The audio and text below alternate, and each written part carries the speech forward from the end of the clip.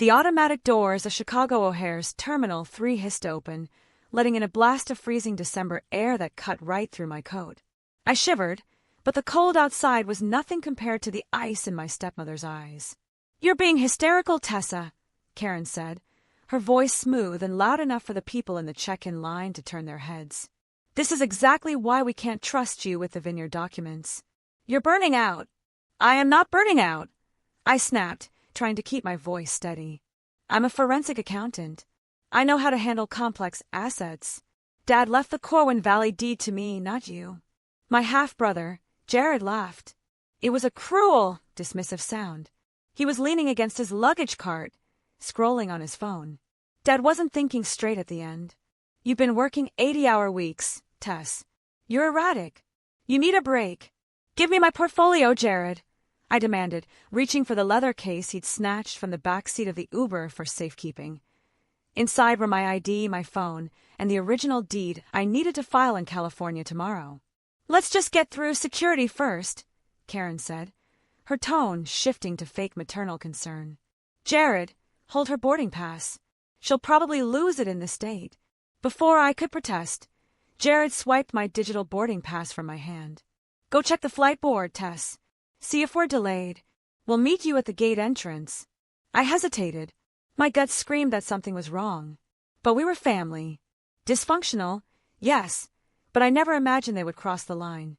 I turned toward the monitors, scanning for flight UA 492 to San Francisco. It was on time. When I turned back, they were gone. I spun around, scanning the crowded terminal. "Karen? Jared?" Nothing. Just a sea of winter coats and rushing travelers.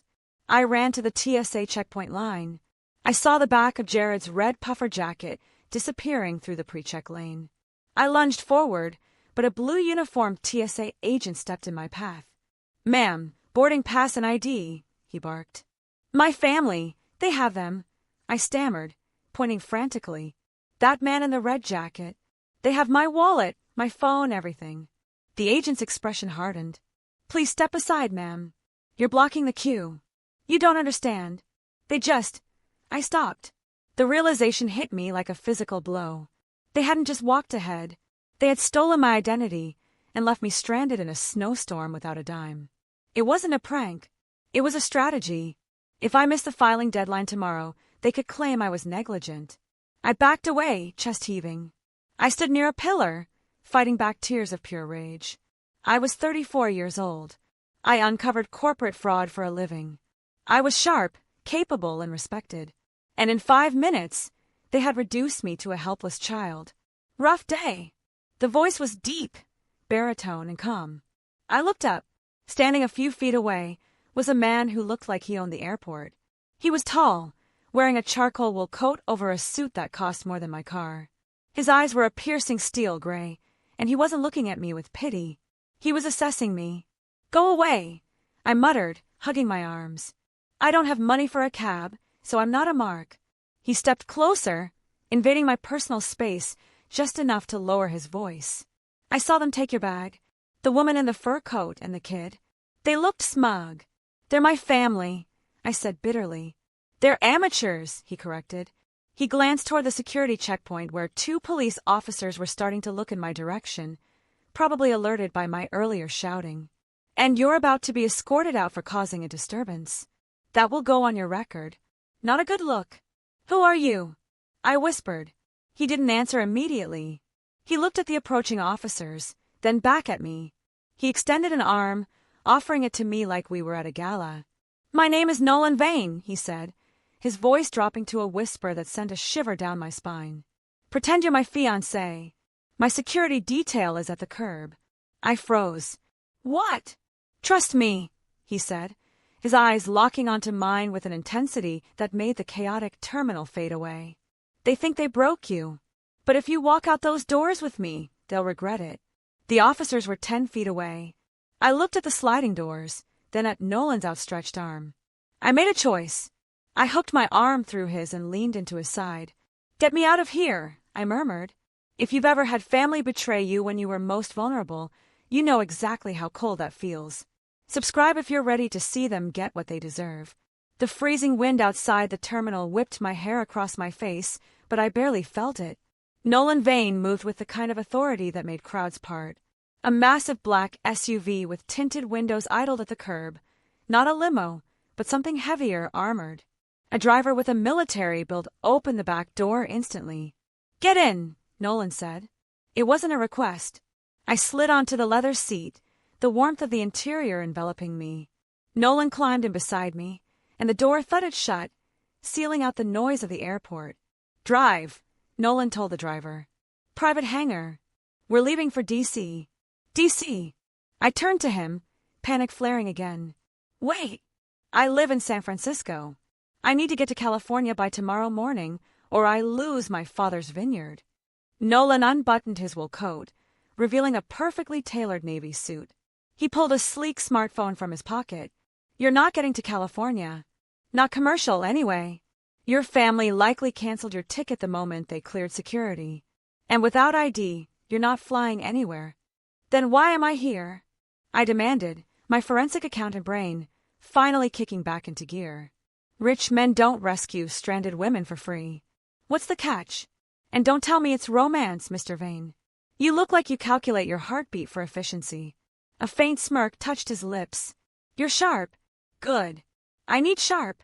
He tapped on his phone and turned the screen toward me.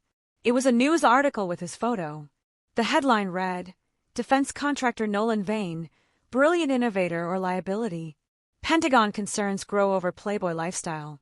"I build missile guidance systems," Nolan said flatly. "But a rival on my board, a man named Sterling, has been planting stories that I'm unstable, reckless with women. Tomorrow night, I have a vetting dinner with General Higgins. He's old school. He values family, stability, and tradition. If I show up alone, or with a model, I lose a $4 billion contract. And Sterling takes my company." I stared at him. "You need a prop." "I need a partner," he corrected. "Someone who can talk about something other than fashion. You're a forensic accountant. That means you understand risk, logistics, and how to spot a lie. You're perfect." "I'm a stranger," I countered. "You're desperate," he shot back, though not unkindly. "And so am I. Here's the deal, Tessa. You play the role of my fiancé for 48 hours. You charm the general. In exchange, I fly you to California on my jet Sunday morning. I'll hire the best property lawyers in the country to nuke your stepmother's claims. And I'll give you $50,000 for your trouble. $50,000. That would cover the taxes on the vineyard for 2 years. But it was the legal help that really tempted me. Karen had money. I couldn't outspend her in court. But Nolan Vane, he could bury her. "My stepmother is trying to get power of attorney over me," I said quietly, the shame burning my throat. "She stole my portfolio to make me miss the filing, then she's going to claim I had a breakdown and disappeared. If I go with you, I am disappearing. I'm playing right into her trap." Nolan shook his head. "No. If you disappear alone, you're a victim. If you're with me, you're untouchable." He reached into a compartment and pulled out a burner phone. "Call your office. Tell them you're safe. Don't call your family. Let them panic. Let them file their police reports. When they find out where you really are, they'll wish they never touched your bag." I took the phone. It felt heavy in my hand. I thought about Jared's smirk. I thought about Karen's fake concern. "One condition," I said. "I don't just want a lawyer. I want to know what they're hiding. Karen wouldn't risk grand larceny just for a vineyard. There's something else in those papers she stole. My security team can run a full background trace on her financials by morning," Nolan said. "We'll find the skeletons." I looked at him, really looked at him. He was dangerous, arrogant, and transactional. But he was offering me a weapon. "Deal," I said. The flight to D.C. was a blur of luxury I was too anxious to enjoy. While Nolan worked on encrypted files across the cabin, I used the burner phone to text my law partner, Ben. "Safe. Phone stolen. Family hostile. Do not reply to Karen. Will update." We landed at a private airfield in Virginia just as the sun was setting. The snow had turned to a cold, sleeting rain. Another car waited for us, whisking us toward a sprawling estate in Potomac. "Welcome to the bunker," Nolan said as we pulled up to a massive stone house protected by an iron gate. Inside, the house was cold, not temperature-wise, but emotionally. Minimalist furniture, gray walls, no photos. It felt like a museum for a man who didn't exist. "Guest suite is upstairs to the right," Nolan said, checking his watch. "Dinner is in 20 minutes. We need to go over our backstory. How we met, why we click. General Higgins will ask." "We met at a conference." I improvised immediately, my mind racing. "Aerospace logistics. I was auditing a supply chain vendor you were trying to acquire. I found a rounding error that saved you $2 million. You were impressed by my math." Nolan paused, looking at me with genuine surprise. "That's actually believable. Sterling's vendor, last year. You know about that?" "I read the trade journals," I said, unbuttoning my coat. "I told you I'm good at my job." He nodded slowly. "Okay, stick to that. But Tessa..." "Yeah, we need to look like we're in love, not just business partners." He stepped closer, the air in the foyer suddenly feeling very thin. He reached out and tucked a strand of hair behind my ear. His fingers were warm against my skin. "The general has a radar for fake chemistry. You have to sell it." My heart hammered against my ribs. "I can sell it." "Good." He turned to walk away, but his phone buzzed. He glanced at it and frowned. "What is it?" I asked. "My security chief," Nolan said, his voice darkening. "Your family moved fast. They just filed a missing person report in Chicago. And they told the police you made suicidal threats before running off." My knees went weak. "They're escalating. They want to force a 72-hour psychiatric hold. If the cops find me..." "If the cops find you alone, you're in trouble," Nolan said. "But you're not alone. You're inside a fortress." He typed a quick reply. "I'm having my legal team block the warrant. But this means the clock is ticking faster than we thought. We have to nail this dinner tomorrow. If I lose my clearance, I can't protect you." I straightened my spine. The fear evaporated, replaced by cold anger. Karen wanted a war. She was going to get one. "I need access to a computer," I said. "If we're going to survive this dinner, I need to know everything about General Higgins. And while I'm at it, I'm going to start digging into your board member, Sterling. If we're partners, I need to know who's holding the knife at your back." Nolan's eyes narrowed, then he smiled, a real, dangerous smile. "Office is down the hall. Don't make me regret this, Tessa. Trust me." I echoed his words from the airport. "You won't. They think they have me cornered, but they forgot one thing. Never corner a woman who knows where the bodies are buried. The real game starts now." Chapter 4. I didn't sleep that night. While Nolan retreated to the master wing, I sat in his cavernous home office, surrounded by the glow of 3 monitors. He had given me guest access to the company's non-classified servers to familiarize myself. But I did what I always do. I followed the money. The house was silent, save for the rhythmic hum of the server rack in the corner. I started by searching for anything related to Karen and the vineyard, but the digital trail was thin. My stepmother was careful. Frustrated, I switched gears to Nolan's problem. Sterling. Nolan had said Sterling was leaking stories about his instability. But why now? Corporate coups usually happen when there's blood in the water, financial blood. I pulled up the procurement logs for Vane Defense Systems. At first glance, it was boring supply chain data, microchips, alloys, guidance sensors. But forensic accounting is about patterns. I cross-referenced the shipping manifest from the last quarter with the billing invoices approved by the board's finance committee, which Sterling chaired. It was subtle. A discrepancy of 0.4% in shipping weights on imports from a subsidiary in Malaysia. "Too light," I whispered to myself, zooming in on the spreadsheet. The containers were being billed as full capacity, but the weigh-in data at the dock showed they were lighter. Someone was paying for premium-grade alloy but receiving cheaper, lighter composite filler. The difference was being skimmed. I checked the timestamp. The approvals for these shipments were digitally signed by Sterling. "You're up early." I jumped, spinning the chair around. Nolan was leaning against the doorframe, holding 2 mugs of coffee. He was dressed in gray sweatpants and a t-shirt, looking less like a titan of industry and more like a tired man. "I didn't sleep," I admitted, accepting the coffee. It was black, strong. "And I found something." Nolan raised an eyebrow, walking around the desk to look at the screens. "My background check on your stepmother? My team sent it over an hour ago. She's leveraged the vineyard to the hilt. She needs to sell it to cover gambling debts in Atlantic City. I figured it was debt, I said, filing that information away. It hurt, knowing my father's legacy was being pawned for slot machines, but it was useful leverage. But that's not what I found. Look at this. I pointed to the shipping logs. Sterling isn't just trying to oust you because he thinks you're unstable. He's trying to oust you before you notice he's been embezzling from the alloy budget.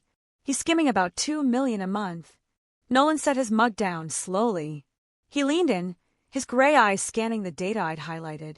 His jaw tightened. That son of AB asterisk TCH. He's swapping out military-grade titanium for commercial aluminum. On the books, yes. In reality, he's pocketing the difference. If this comes out during a DoD audit, you don't just lose the contract. You go to prison for fraud. Nolan looked at me. For the first time, the transactional coolness was gone. There was respect. Genuine, terrified respect.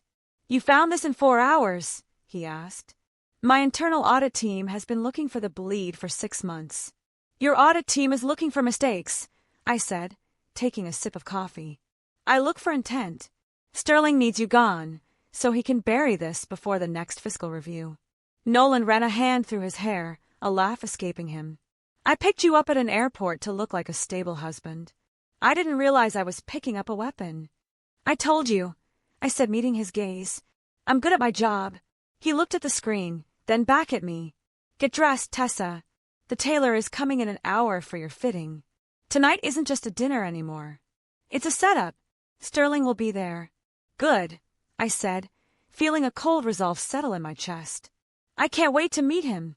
The restaurant was one of those DC institutions where the lighting was dim, the wood was mahogany, and the deals were worth more than the GDP of small countries. I wore a midnight blue sheath dress that was modest but impeccably cut, the kind of dress a senator's wife would wear. Nolan's hand rested on the small of my back as we navigated the room. His touch was firm, grounding. General Higgins is at the back corner table, Nolan murmured near my ear. Remember, you're calm. You're the anchor. We approached the table. General Higgins was a man carved from granite, white crew cut, sharp eyes, and a suit that looked like a uniform. Sitting next to him was a man I recognized instantly from the company photos, Sterling. He was younger than I expected, slick, with a smile that didn't reach his eyes. General, Nolan said, extending a hand.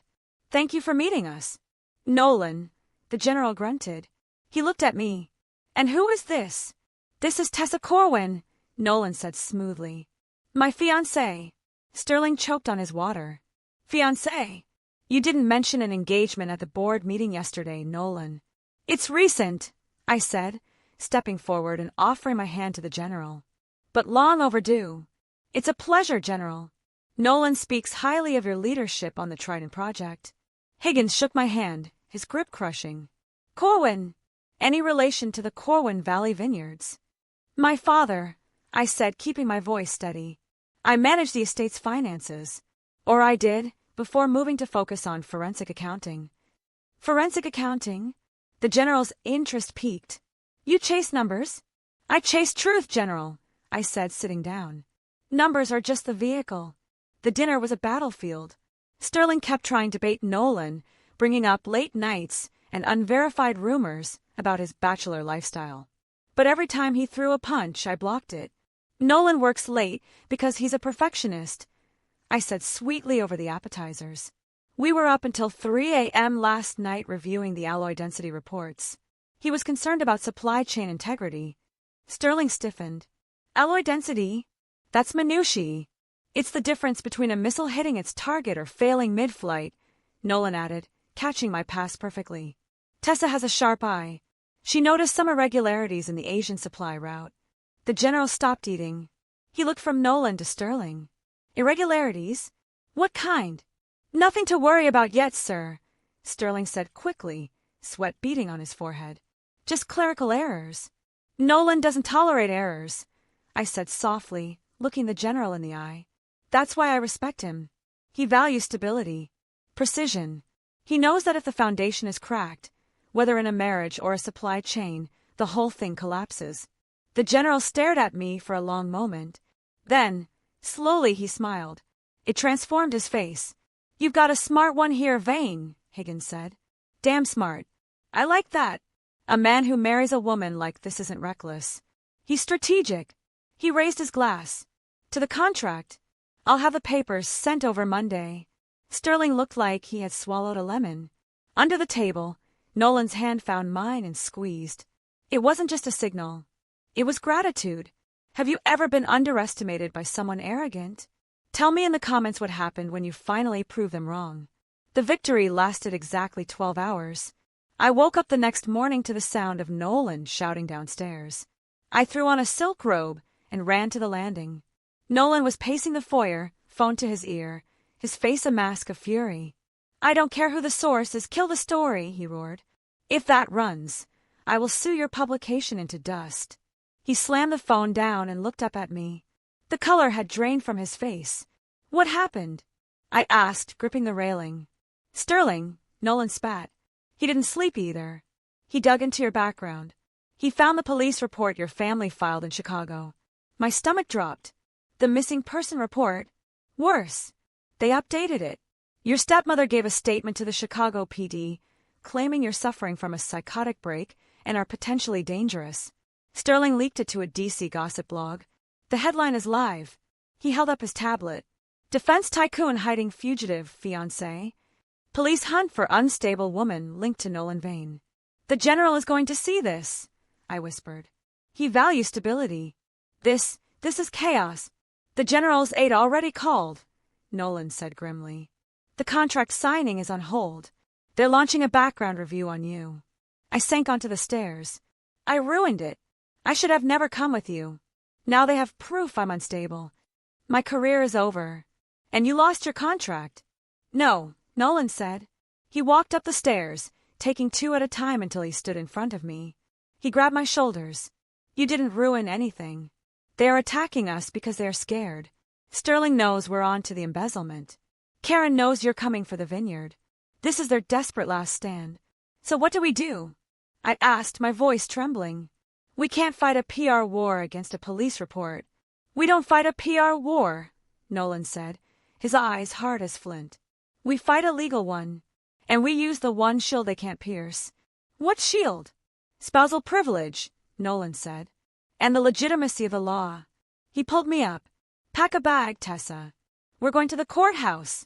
We're not playing pretend anymore. We're getting married. For real. I stared at him. You want to marry me to save a contract? I want to marry you because a wife cannot be compelled to testify against her husband, and a husband can legally block an emergency guardianship over his wife, Nolan said, intense and focused. If we are married, I become your next of kin. Not Karen. I can fire your doctors. I can block their extraction order. I can protect you. And the contract? The general wants a family man, Nolan said. I'll give him one. But first, we need to survive the next hour. My security team says your stepmother is on a flight to DC right now. She's bringing a lawyer. I looked at the man who had been a stranger 2 days ago. He was offering to bind his life to mine to save us both. It was crazy. It was reckless. It was the only way out. Let's go, I said. But if we do this, Nolan, we take them all down. Sterling, Karen, all of them. That's the plan, Mrs. Vane, he said. That's the plan. They thought shaming me would break me. Instead, they just gave me a reason to upgrade my armor. The Arlington County Courthouse was a drab building of beige brick and fluorescent lights, the furthest thing from a fairy tale wedding venue imaginable. But as Nolan held the heavy glass door open for me, I realized this wasn't a wedding. It was a tactical maneuver. We have the license expedited, Nolan said, checking his watch. The judge is a friend of the general's. He owes me a favor. He won't ask questions. I clutched my coat tighter. My phone, the burner Nolan gave me, had been buzzing nonstop. Karen had texted my old number, which she still thought I had, claiming she was worried sick and just wanted to get me help. It was psychological warfare. She was trying to make me feel small, crazy, and alone. Are you ready? Nolan asked, stopping in the hallway. I looked up at him. This is insane, Nolan. We're committing perjury on an emotional level, even if it's legally sound. It's protection, he said firmly. Once we sign that paper, you are no longer Tessa Corwin, the unstable daughter. You are Tessa Vane, wife of a defense contractor with top-secret clearance. The burden of proof shifts. If they want to touch you, they have to go through the Department of Defense. We walked into the judge's chambers. Judge Reynolds, a balding man with kind eyes, looked up from his paperwork. Nolan, he nodded. And this is the lucky lady. Tessa, I said, forcing a smile. The ceremony took 4 minutes. No vows, no rings. Nolan pulled a simple platinum band from his own pinky finger that fit my ring finger loosely. With this ring, he said, his voice surprisingly steady, I thee wed. I repeated the words. When the judge stamped the certificate, the sound echoed like a gunshot. Thud. It was done. As we walked back to the car, the adrenaline began to crash. I slumped in the passenger seat. So that's it? I'm Mrs. Vane. On paper, Nolan said, starting the engine. Now we go back to the house. Security just radioed. A black sedan with Illinois plates pulled up to my gate. They're here. My blood ran cold. Karen. She brought the police, Nolan added, glancing at the dashboard monitor. They're demanding entry for a welfare check. They claim you're being held against your will. He reached over and took my hand. His grip was iron tight. This is the part where you have to be strong, Tessa. They're going to try to trigger you. They want you to scream, cry, look crazy. Don't give them a single inch. I took a deep breath, looking at the platinum band sliding around my finger. I remembered the cold wind at the airport. I remembered Jared's smirk. I won't scream, I said, my voice dropping to a dangerous calm. I'm done screaming. The driveway was crowded. Beside Nolan's security detail, a patrol car sat with lights flashing. Standing near the front door was Karen, wearing a look of practiced devastation, and Jared, who looked bored. 2 police officers stood between them and Nolan's front door guard. When Nolan's SUV pulled up, Karen pointed. There. That's him.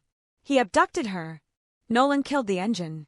Stay close to me, he murmured. We stepped out. The winter air was biting. Tessa! Karen shrieked, rushing forward but stopping short of the officers. Oh, thank God. Sweetheart, are you hurt? Did he drug you? Step back, ma'am, one officer said, walking toward us. He looked at Nolan. Mr. Vane, we have a report of a missing person, potentially endangered, being held at this address. I'm not missing, I said clearly, stepping out from behind the car door. I stood tall, smoothing my coat, and I am certainly not endangered. She's not in her right mind, Karen sobbed to the officer. She's been having episodes. Paranoia. She ran away from the airport without her medication. We have a court petition for emergency guardianship ready to file. The officer looked at me. Ma'am, is that true? These people claim to be your family. They are my estranged relatives, I said, my voice cool and professional. And they are attempting to defraud me of my inheritance. I left the airport because they stole my wallet and identification. She's lying, Jared shouted. She's having a breakdown. Officer, Nolan stepped in, his voice booming with authority. This is private property, and you are harassing my wife. The silence that fell over the driveway was absolute. Karen froze. You're what? My wife, Nolan repeated.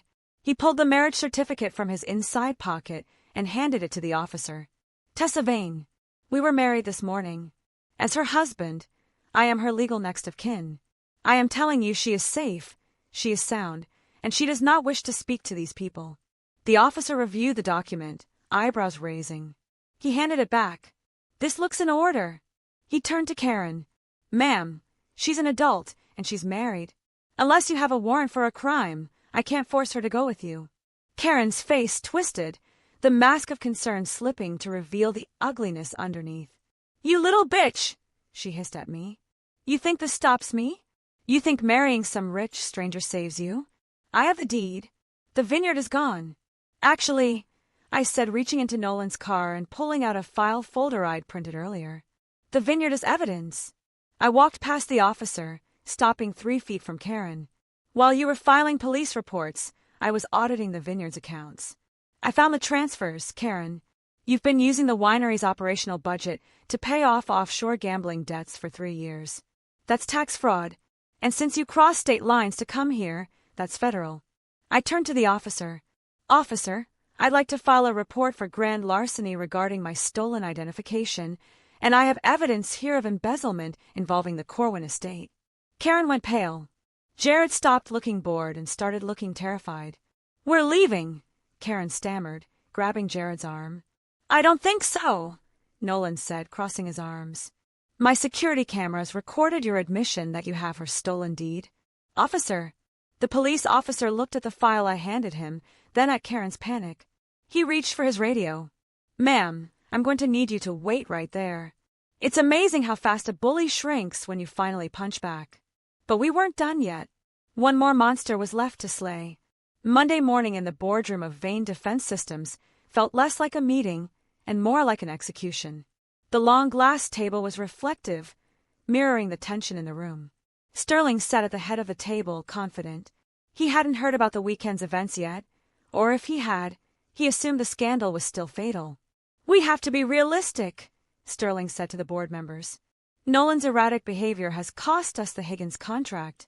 The stock is down 4% this morning on the news of the police raid. We need a vote of no confidence. The doors swung open. Nolan walked in, looking immaculate. I walked in a step behind him, wearing a sharp gray suit and carrying a tablet. Sorry I'm late, Nolan said breezily. I was honeymooning. Honeymooning? Sterling scoffed. Nolan, this isn't a joke. The police were at your house. To arrest a woman who was harassing my wife, Nolan corrected. He took his seat at the head of the table. Speaking of my wife, allow me to introduce Tessa Vane. She's a forensic accountant. I asked her to look into our supply chain issues. Sterling's eyes flicked to me, then to the tablet. He swallowed. This is highly irregular, Sterling sputtered. She has no clearance. I signed a non-disclosure agreement, I said, placing the tablet on the table and casting it to the main screen. And as a shareholder by marriage, I have an interest in why we're paying for grade A titanium and receiving grade B filler. The spreadsheets appeared on the giant monitor. Red lines highlighted the weight discrepancies. The room went silent. What is this? A board member asked, leaning forward. This, I said, pointing to the screen, is a systematic skimming operation. $2 million a month, diverted to a shell company in the Caymans. A shell company that, according to the incorporation papers I pulled this morning, lists Sterling's brother-in-law as the director. Sterling stood up, knocking his chair over. This is a fabrication. She's crazy. You saw the news reports. The news reports planted by you, Nolan said, his voice ice cold. General Higgins called me an hour ago. He saw the marriage announcement. He loves it. He loves that I handled a family crisis with decisiveness. The contract is being signed at noon. Nolan stood up and leaned over the table. You're fired, Sterling. Security is waiting to escort you out, and the legal team is already drafting the fraud indictment. Sterling looked around the room. No one met his eyes. He was alone. As security let him out, Nolan turned to me. The board watched us. He offered a small, private smile, one that wasn't for show. Good work, Mrs. Vane, he said. Pleasure doing business, Mr. Vane, I replied. 6 months later, the vines at Corwin Valley were heavy with grapes, turning purple in the late summer sun. The air smelled of earth and sugar. I sat on the terrace of the main house, my house, reviewing the final renovation plans for the tasting room. Karen was awaiting trial in Illinois. Jared had pled out and was doing community service. The vineyard was safe, solvent, and finally mine. The sound of a helicopter thrumming overhead made me look up. It circled once before landing on the pad I'd had installed near the crush pad. Nolan stepped out. He wasn't wearing a suit today, just jeans and a white shirt, sleeves rolled up. He looked younger, lighter. I walked down to meet him. You're late, I called out over the dying whine of the rotors. Traffic, he joked, walking toward me. DC is a nightmare. He stopped in front of me. We hadn't seen each other in 3 weeks. Since the annulment papers were finalized, we didn't have a legal reason to meet. But he kept finding reasons to fly to California. How's the Defense Department? I asked. Boring without you, he said. The new auditor is efficient, but he lacks your flair for drama. I laughed. I don't miss the drama. I like the wine. Nolan reached into his pocket and pulled out a velvet box. My heart did a traitorous little flip. I brought something, he said. Since the annulment went through, you had to return the prop ring. I did, I said. I sent it back via FedEx. I know. He opened the box. Inside wasn't a diamond, but a delicate gold band with a small, rare purple sapphire, the color of my grapes. I thought you might want one that wasn't part of a deal. No contracts. No lawyers. Just a question. I looked at him. The man who had whispered a lie to save me was now standing here, asking for a truth. What's the question? I asked softly. The vintage, he smiled, gesturing to the vines. Is it going to be a good year? I looked out at the vineyard, then back at the man who had helped me reclaim it. Yes, I said, taking the ring. I think it's going to be the best year yet. Betrayal can break you, or it can clear the path for the people who actually deserve to be in your life. If you enjoyed Tessa's Revenge, like and subscribe. What story should we tell next?